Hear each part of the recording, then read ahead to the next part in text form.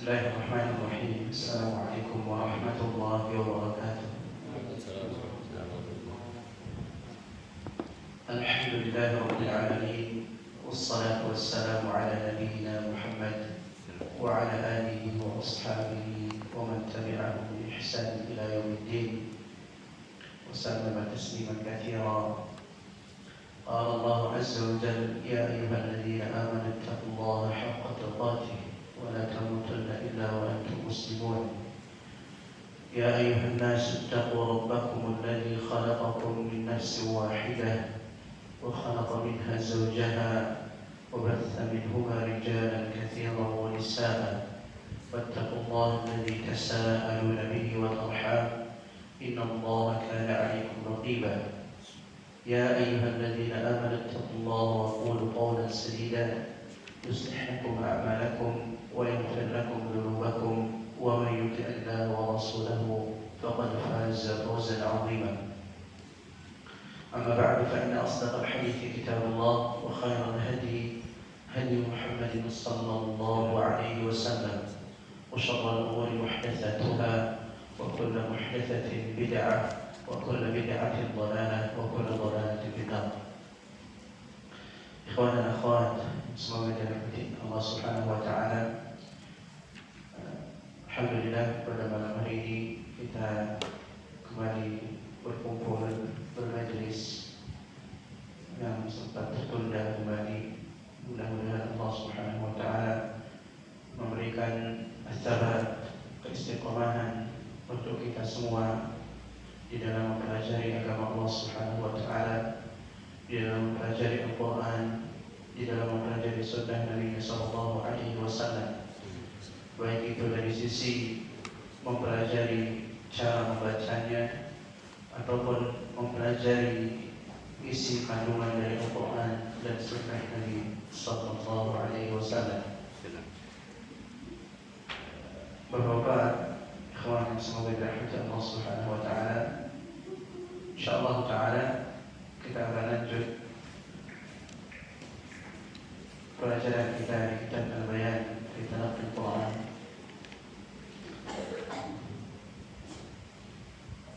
Sudah di akhir Pak ya? Terakhir halaman 88. Nah, ini bagian yang terakhir dari buku dan mudah-mudahan Allah Subhanahu wa taala mudahkan kita untuk mempraktekkan apa yang sudah kita pelajari dari buku ini. Dan tersisa 3 surat atau sebagian dari surat-surat dari Al-Quran. Yang pertama, sebagian dari surat Al-Fajr, masih terkait dengan latihan pengucapan huruf ra, baik huruf ra yang tebal ataupun yang tipis. Nah, kita masuk ke surat Al-Fajr.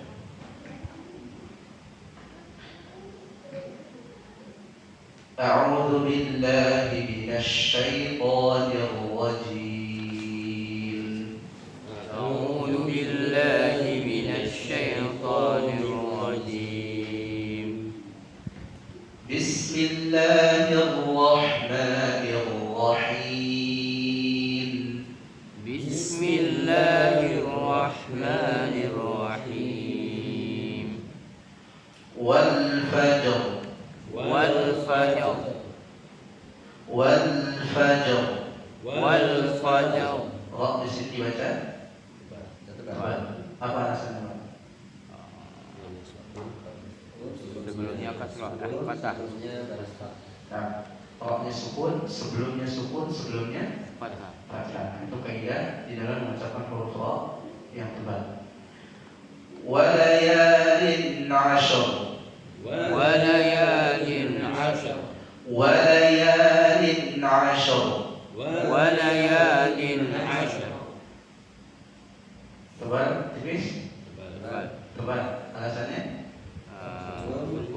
Sukun, sebelumnya fathah. Nah, sama seperti sebelumnya, ra-nya sukun, sebelumnya fathah. Wasyaf'i wal watr. Wasyaf'i wal watr. Wasyaf'i wal watr. Wasyaf'i wal watr. Roknya dibaca Tebal. tebal. Kaidahnya Sama. sama seperti sebelumnya. Nah. Wal-laili idza yasr. Wal-laili idza yasr. Wal-laili idza yasr. Wal-laili idza yasr. Nah, roknya dibaca Tebal.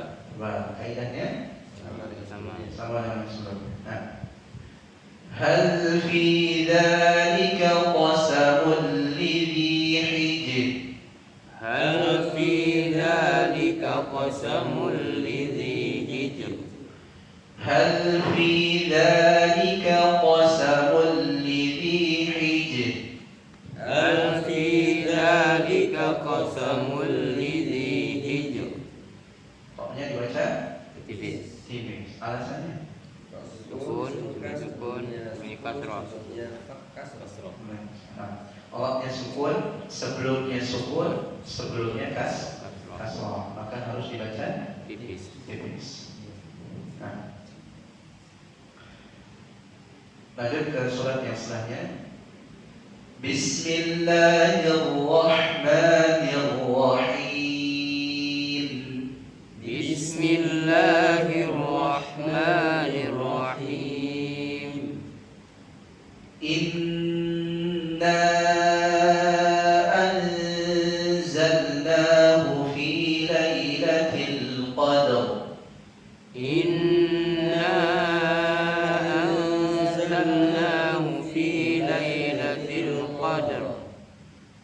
Inna anzalnahu fi lailatul qadr. Inna anzalnahu fi lailatul qadr. Nah, mana roknya? Ri belakang. Di belakang. Qadr dibaca tipis atau tebal? Bal. Alasannya? Sukun, sebelumnya fathah. Nah, roknya sukun, sebelumnya Fathah. fathah.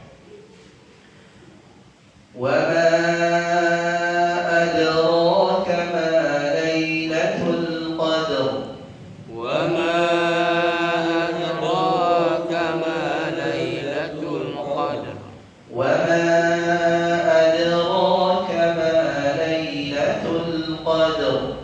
Wa ma adraka ma lailatul qadr. Rok yang pertama di mana? Ada ro dibaca tebal atau tipis? Bal. Tebal. Alasannya? Fathah.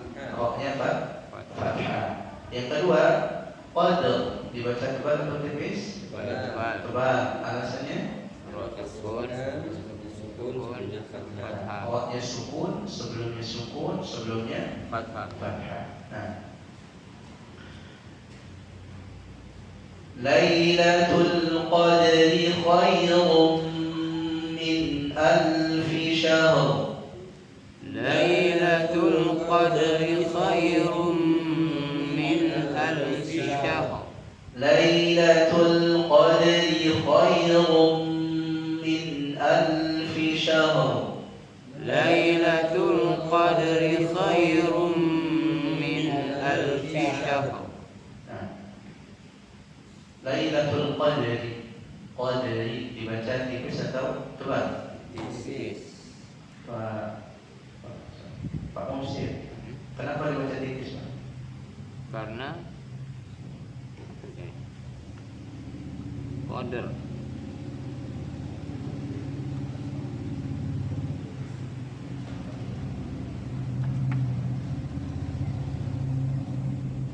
Mana nih? Nama itu, Pak. Waduh. Kok hilang? Qadri. Qadri dibaca tipis karena rohnya kasrah. Ah, karena rohnya kasrah. Nah, Sebelumnya ada? nggak usah. Udah ya? Udah. Kalau rohnya apa? Berharokat, Heeh. artinya nggak mati, Ah. nggak perlu dilihat sebelum atau sesudah. Ah. Lihat saja rohnya. Rohnya kasroh berarti tipis, kalau roknya fathah atau dhamma berarti tebal. tebal. Nah, khairun pas sekali. Kenapa Pak? Dhamma. Nah, mudahnya seperti itu. Alfi syahrun. Nah, udah. Kenapa? Karena orangnya sukun, sebelumnya fathah. Nah, awalnya sukun, sebelumnya fathah. Nah, lanjut. Tanazzalul malaikatu war-ruhu fiha bi'izni rabbihim min kulli amr. Tanazzalul malaikatu war-ruhu fiha bi'izni rabbihim min kulli amr. Tanazzalul malaikatu war-ruhu fiha bi'izni rabbihim min kulli amr. Tanazzalul malaikatu war-ruhu fiha bi'izni rabbihim min kulli amr. Nah, war-ruhu. Pak tutup. Dibaca tebal atau tipis? Tebal. Alasannya? Misalnya dikarenakan doma. Roknya berharokat dhamma. Fiha bi'izni rabbihim. Apa? Rabbihim. Baca tebal roknya karena berbaris fathah. Berbaris min kulli amr. Baca apa Pak? Tebal. Alasannya?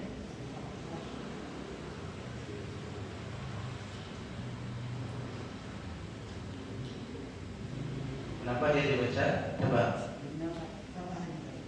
Yang mana yang fathah? Hamzahnya. Jauh sekali berarti. Roknya apa dulu roknya? Roknya jatuhnya di ayat itu atau di bacaan tadi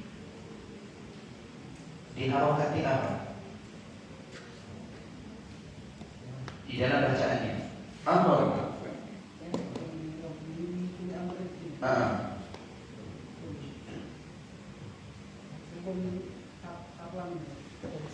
Sukun. Kenapa sukun? Karena waqaf. Kemudian sebelumnya sukun. Sebelumnya lagi hamzahnya Hamzah.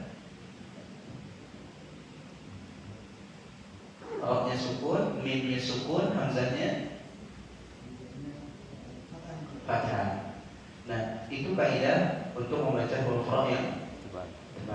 Kalau roknya sukun, sebelumnya fathah, maka dibaca tebal.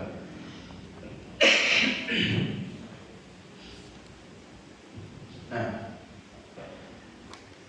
salamun hiya hatta matla'il fajr. Salamun hiya hatta matla'il fajr. Salamun hiya hatta matla'il fajr. Salamun hiya hatta matla'il fajr.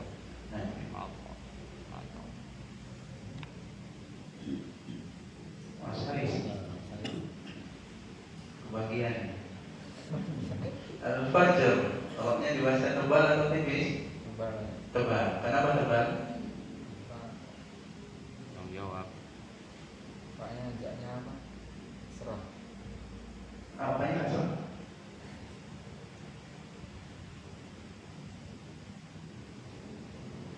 Roknya apa? Roknya di situ jatuhnya diharokati apa? Waqaf kan itu, waqaf. Kalau waqaf berarti diharokati sukun. Makanya dibaca fajar, roknya dimatikan. Sebelumnya, sebelum rok sukun juga. Sebelumnya lagi Fa-nya apa harokatnya? Fathah. Fathah. Kalau roknya sukun, sebelumnya fathah, maka wajib dibaca tebal. Makanya tadi kita baca tebal. Nah itu diingat-ingat. Roknya kalau wakof di huruf ro, berarti roknya sukun. Tinggal dilihat sebelumnya seperti apa. Kalau sebelumnya sukun, sebelumnya lagi fathah, maka dibaca tebal. Nah, terakhir kita masuk surat Bismillahirrahmanirrahim. Bismillahirrahmanirrahim. Wal 'asr. Wal 'asr. Wal 'asr. Wal 'asr.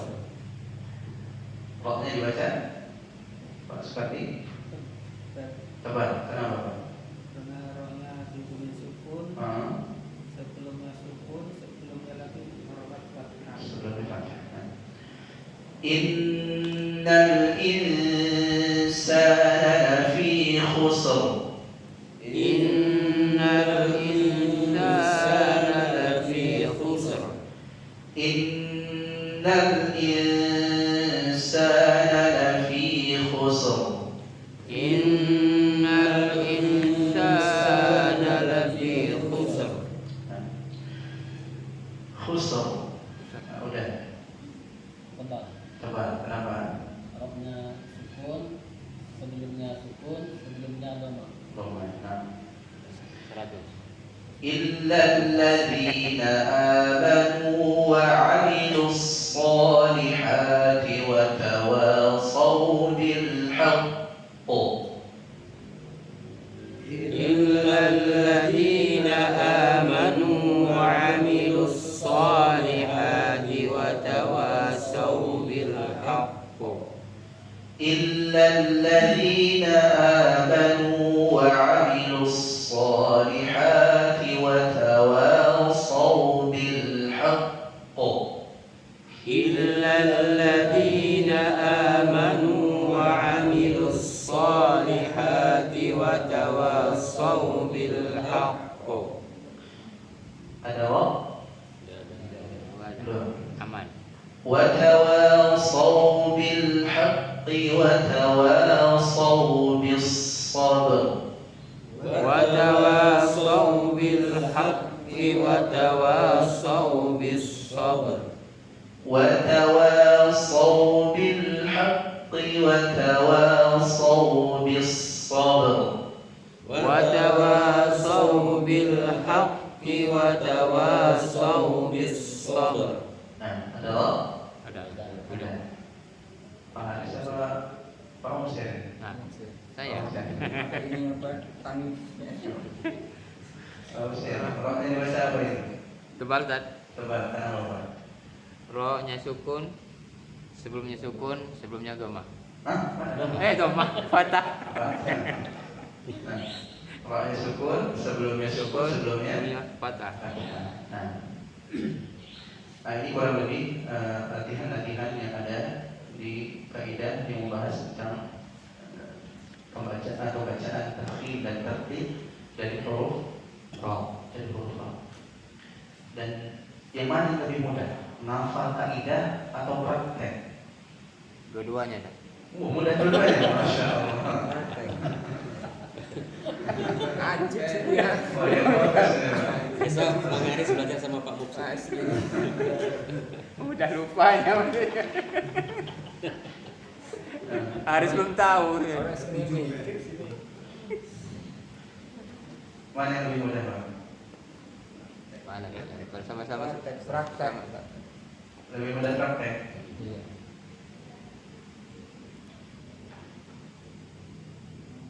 Benar apa salah? Salah.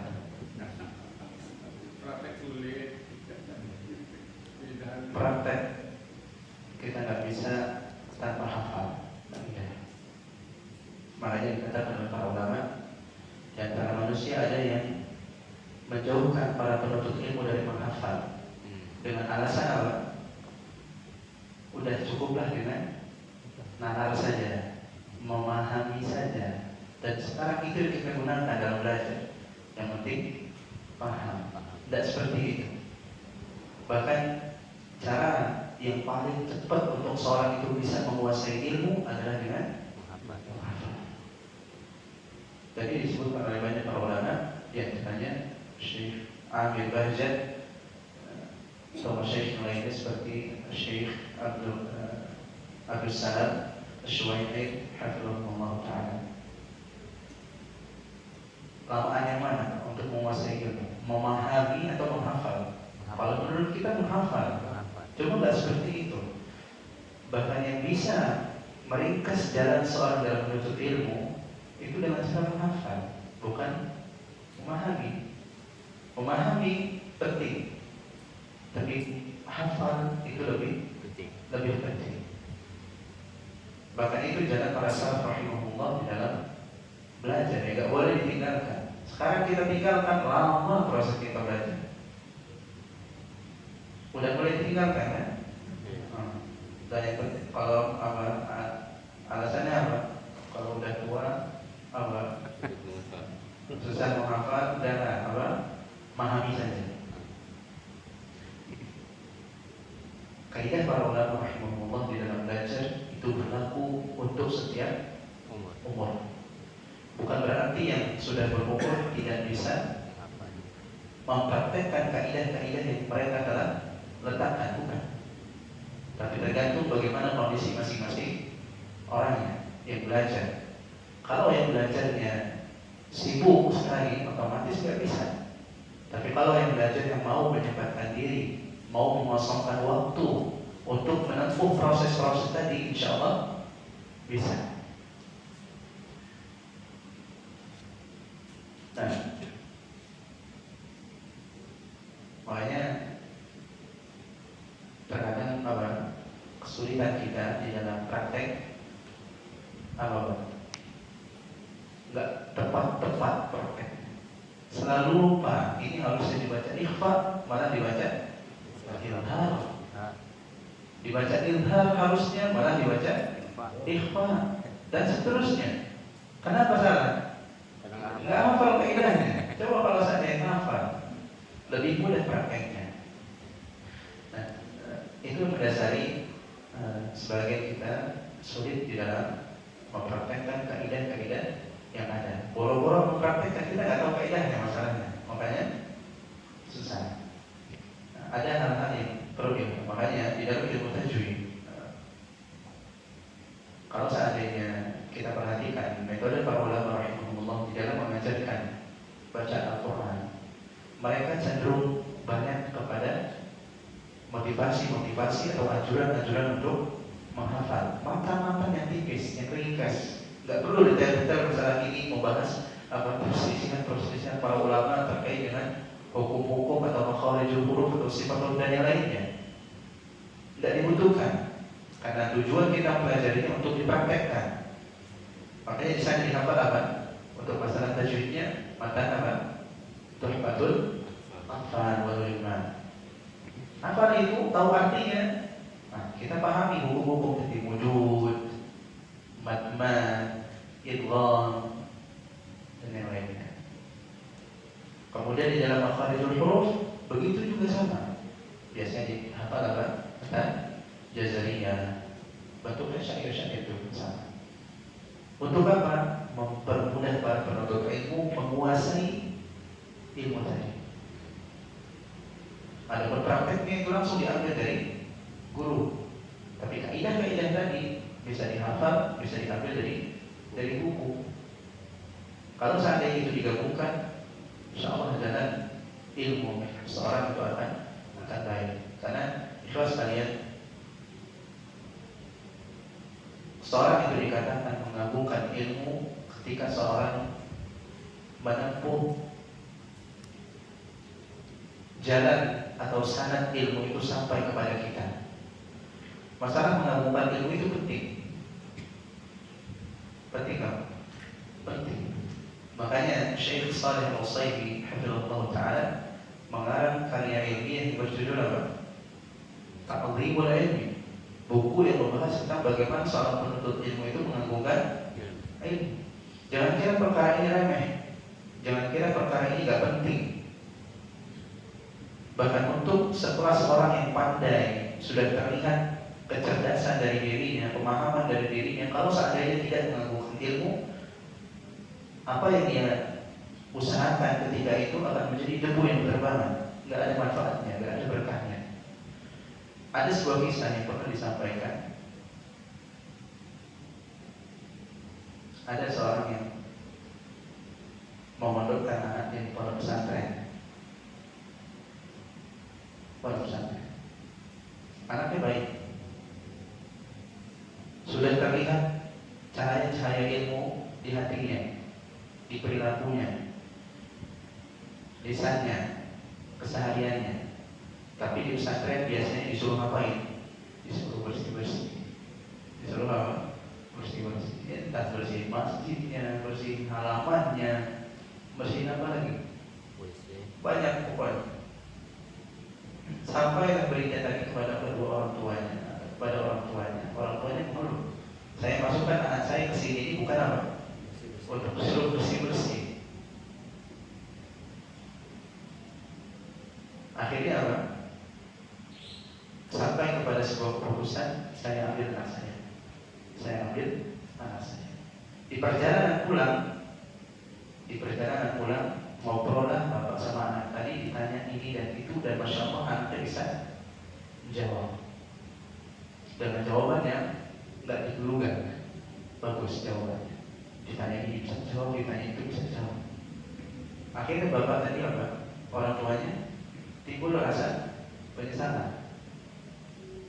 Apa yang dicabut? Kalau seandainya hasilnya seperti ini, dikembalikan lagi, mau dikembalikan lagi ke pondok, datang ke pondok, Ustaz Afwan, kami mohon maaf atas apa yang kami katakan, kami mau kembalikan anak kami. Apa kata guru yang mengajar? Tidak perlu Pak, dibawa pulang saja. Kenapa? Bukan karena Ustaznya atau guru sakit hati dan seterusnya, tidak. Tapi apa? Ini yang perlu kita garis bawahi.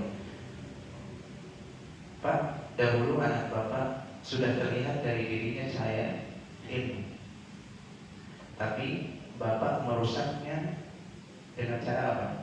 Tidak menggabungkan jalur ilmu tadi. Siapa? Guru. Percuma anak tadi apa?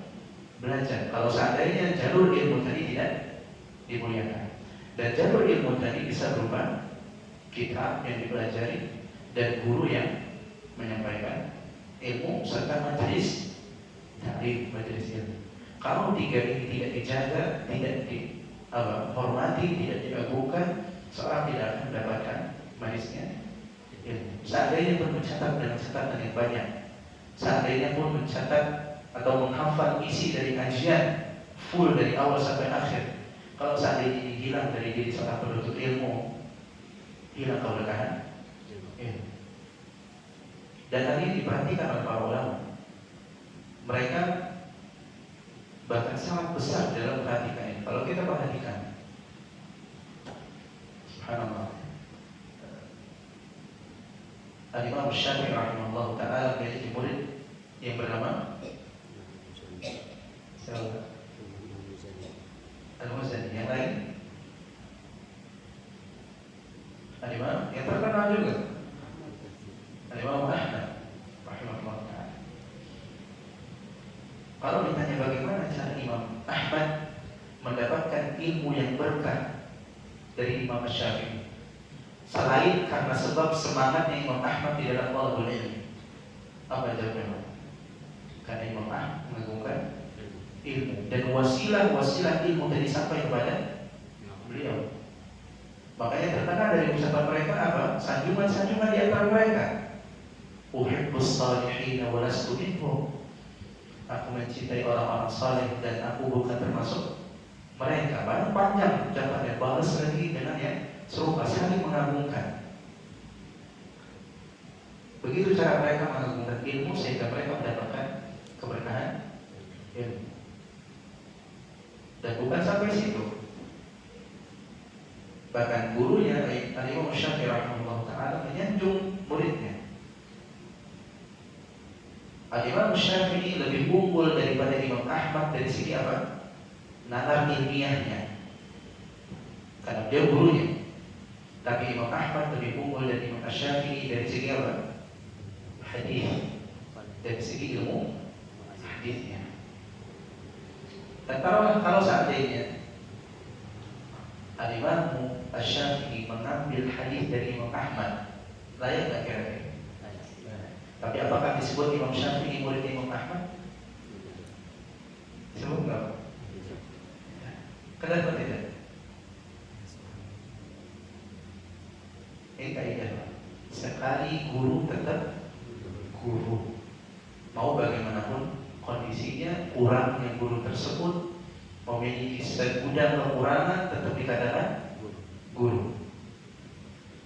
Gak ada istilahnya guru jadi murid. Makanya kita lihat dari para asatidzah kita, ketika mereka dididik di tempat, di pondok-pondok pesantren milik gurunya, selesai dari sana melanjutkan kuliah dan seterusnya, balik ke pondok tadi ngajar. Gurunya di mana? Duduk di bawah. Ngapain? Belajar. Apakah dengan itu sudah jadi apa? Muridnya? Enggak. Dia duduk tawadhu'an dalam rangka tawadhu kepada ilmu dan ahli. Makanya disebutkan oleh para ulama, sekali guru tetap guru. Tidak ada nanti istilahnya guru berubah jadi.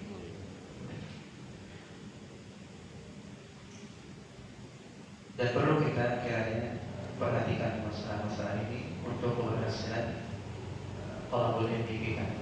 Mudah-mudahan Allah Subhanahu wa taala melancarkan maksud-maksud dan tujuan yang kita di dalam talabul ilmi.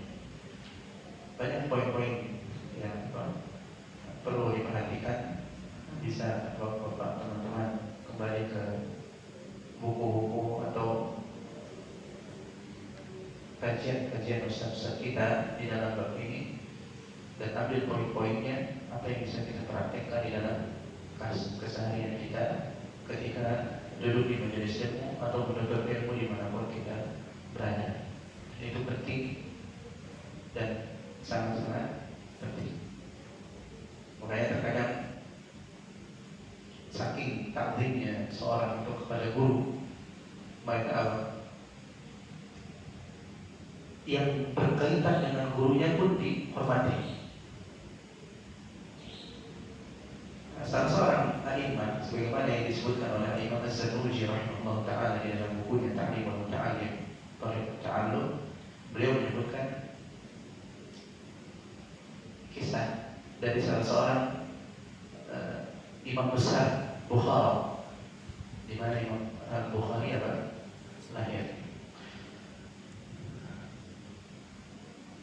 Seorang alim, seorang imam besar, seorang alim, ahli ilmu, duduk di majelisnya, menyampaikan ilmu. Tapi terkadang ketika menyampaikan ilmu dilihat dia suka berdiri,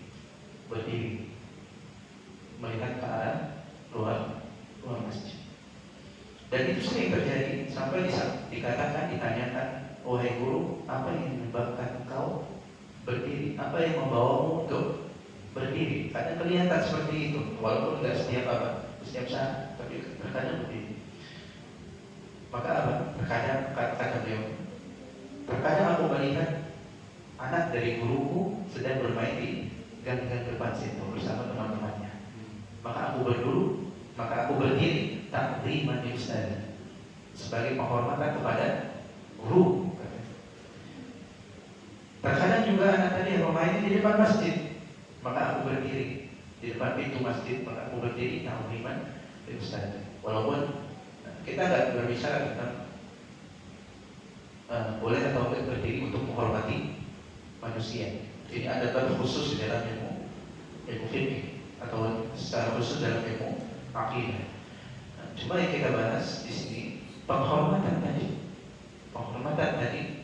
dan setiap negeri itu ada cara yang khusus di dalam menghormati gurunya dan yang berkaitan dengan gurunya. Makanya di Indonesia secara khusus kita akan dapati orang Jawa secara khusus anak kiai itu punya julukan nama-nama, ya Pak ya. Kalau laki-laki apa biasanya? Gus. Perempuan? Ning. Supaya apa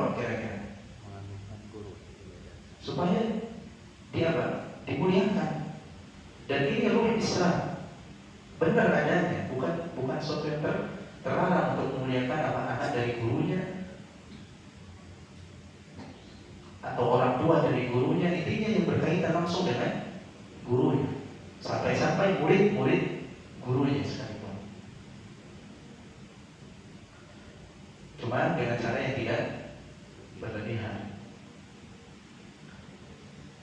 Itu dilakukan oleh para ulama untuk menghormati jalur ilmunya. Kalau kita mau jalur ilmunya sampai kepada guru kita, maka jaga jalur tersebut, agungkan jalur tersebut. Buku yang kita gunakan, guru yang kita punya, majelis yang kita berada di sana, agungkan semuanya. Insya Allah Allah Subhanahu wa Ta'ala memberikan keberkahan ilmu.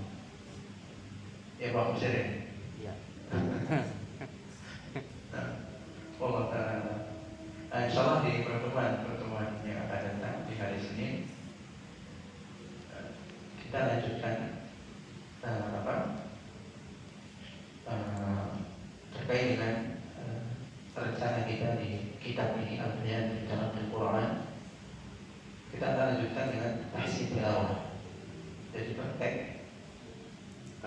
bacaan dari Al-Quran masing-masing. Jadi metodenya nggak seperti sekarang. Jadi di pekan yang akan datang metodenya setoran bacaan, masing-masing baca semampunya.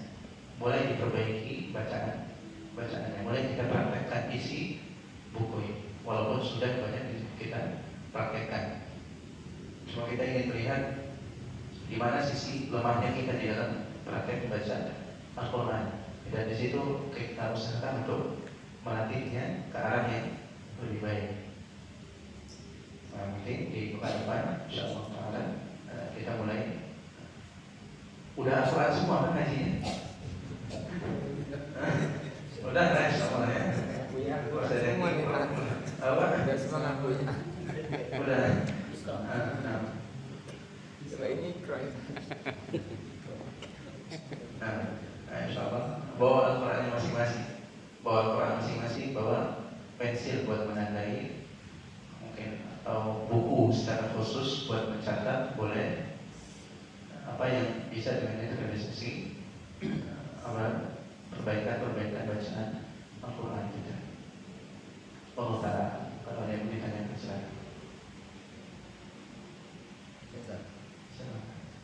Pastinya untuk minggu depan dimulai dari juz 30 sama atau sembarang. Kita mulai Al-Fatihah, kemudian surat-surat yang pendek.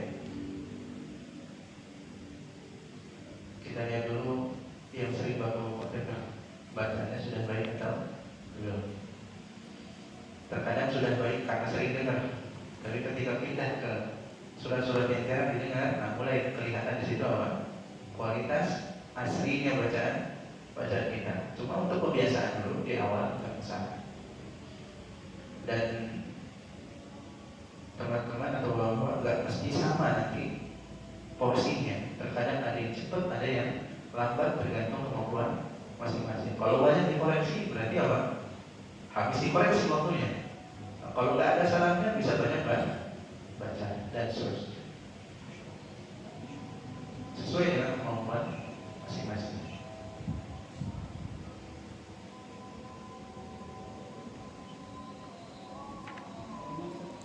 Ya Pak.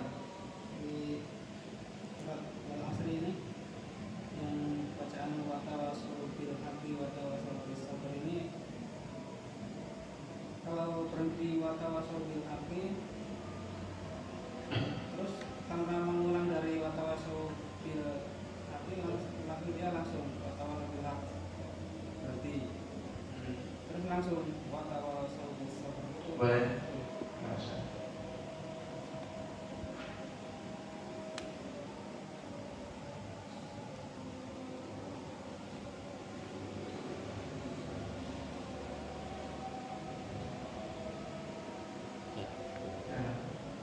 Yang kita tahu kan cara membaca Al-Quran itu minimal ada 7 cara.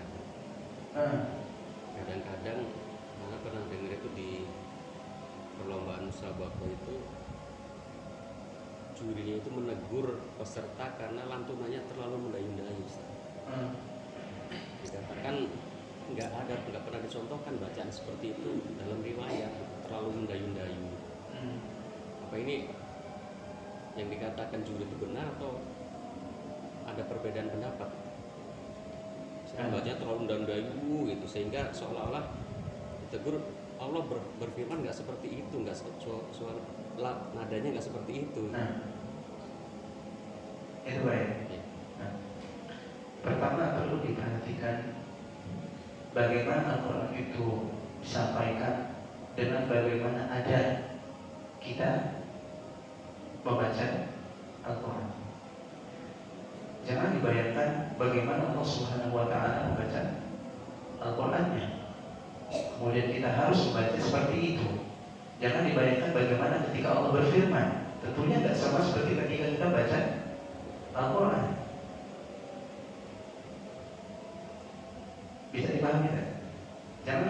Jangan disamakan antara ketika Allah itu berfirman dengan ketika kita membacanya. Tentu benar Allah Subhanahu wa Ta'ala ketika menurunkan Al-Quran tadi tidak seperti itu. Cuma perlu dipahami juga bahwa ketika wahyu itu turun itu berat, tidak seperti kita baca Al-Quran seperti dalam hadis yang sahih. Suara ketika wahyu itu turun berat, bahkan para malaikat pada pingsan. Dan ketika para malaikat pingsan, yang pertama kali bangkit malaikat Jibril alaihissalam. Yang lain bertanya kepada Jibril, "Madza qala rabbukum?"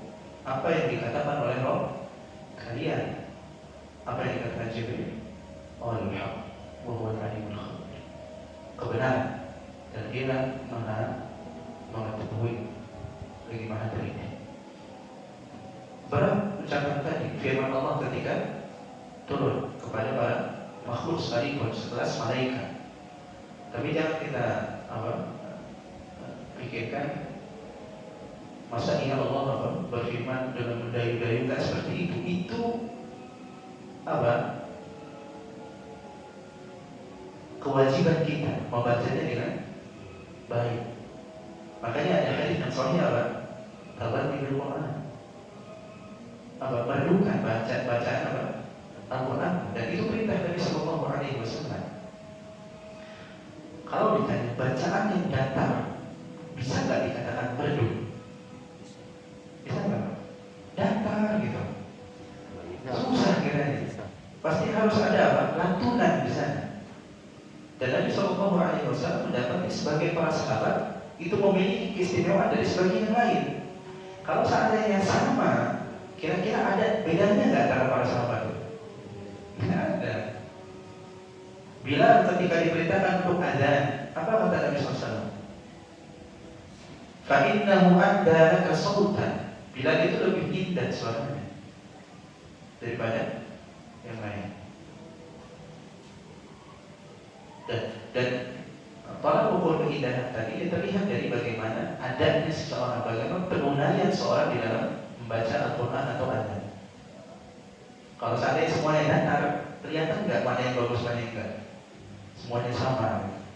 Tidak. Tapi yang perlu dipahami dalam masalah ini, min ghairi takallufin, tanpa berlebihan, tanpa membebani. Dia nggak bisa bagus suaranya, tapi karena dia dipaksa. Nggak bisa bagus suaranya ini dipaksa, jadinya aneh gitu. Nah, jadi nggak ada tolak nggak ada yang berbenturan atau berselisih di antara dua hal tadi.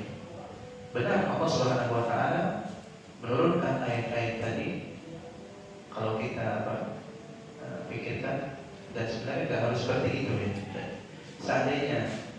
Kalau seandainya tidak ada dalil yang menegaskan kalau Allah Subhanahu wa Ta'ala menurunkan Al-Quran itu dengan cara-cara tertentu, maka kita tidak berbicara. Jangan dipikir dengan logika kita, apa iya Allah berfirman ini dengan mendayu-dayu. Jangan pikir seperti itu. Ada nggak dalilnya? Tidak ada. Dan ini berkaitan dengan takyif, bagaimana Allah Subhanahu wa Ta'ala berfirman. Kalau seandainya tidak ada, maka tidak boleh kita bertanya bagaimana atau bahkan sampai memberitahu ini cara ini begini Allah Subhanahu wa taala berfirman. Dan nanti kita bahas di babnya dalam kajian al-aqidah al-wasithiyah. Dan itu yang perlu diperhatikan, tidak ada tolak belakang. Selama itu masih dalam batas wajar, tidak berlebihan, maka tidak masalah. Berarti ini tadi ya, yang belajar qiraah Quran. Azan. Itu kan ada, memang dia ada nama-namanya itu. Ada yang namanya jiharkah, ros, apa Nah, itu maqamat as-sawfiyah. Apa memang betul ada seperti itu? Nah, itu dia ambil dari apa? Instrumen atau apa yang berkaitan dengan Iya, nada, dengan nadanya. irama.